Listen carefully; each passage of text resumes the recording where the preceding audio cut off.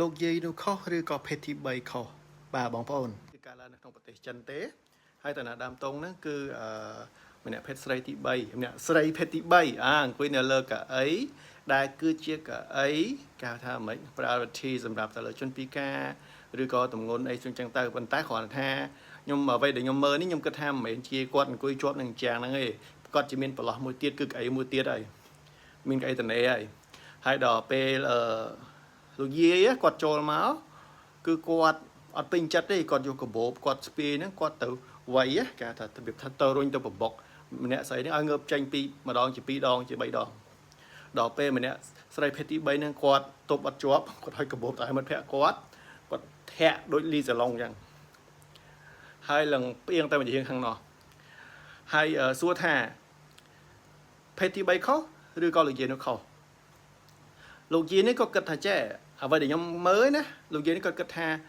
ហេតុអីក៏ម្នាក់ស្រីភេទទី3ហ្នឹងមកអង្គុយនៅកន្លែង priority សម្រាប់ជនពិការចាស់ជរាអីចឹងទៅចង់ដេញគេចេញប៉ុន្តែគាត់របៀបថាគាត់ចង់ប្រើអាភាពចាស់ជរាហ្នឹងគាត់ហ្នឹងមកធ្វើបាបអ្នកដទៃខ្ញុំមិនដឹងទេដល់ពេលការកាត់ផុនបងភេទទី3ហ្នឹងគាត់ឃើញថាកៅអីមានតនេខាងនោះខាងនោះគាត់មានតនេខាងនេះគាត់ជាមានតនេទៀតហើយព្រោះដោយសារតែកៅអីនេះវាអាចនឹងមានប្រឡោះពីប្រឡោះអីចឹងទៅតែដល់ពេលចឹងទៅគាត់ឃើញថាលោកយាយនេះតាំងចិត្តរករឿងគាត់អីយល់អត់អញ្ចឹងបានជាមានរឿងនេះកើតឡើងប៉ុន្តែដោយខ្ញុំមើលទៅគេសរសេរហ្នឹងណាគឺលោកយាយហ្នឹងគាត់ថាចេះគាត់ចង់អង្គុយកន្លែងហ្នឹងដោយសារតែកន្លែងហ្នឹងវាមានពាក់អាតកកឆាត់នៅលើខាងក្រោយនោះក៏មានដែរបើគាត់ទៅអង្គុយគាត់និយាយទៅយាយនឹងខូចតិចដែរនេះសម្រាប់ខ្ញុំហ្នឹងណាហើយបើសិនយើងមើលទៅថាចេះ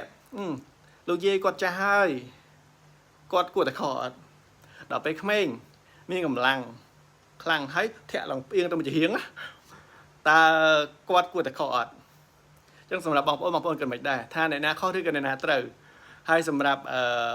ចម្លើយអានឹងចាំមើលទាំងអស់គ្នា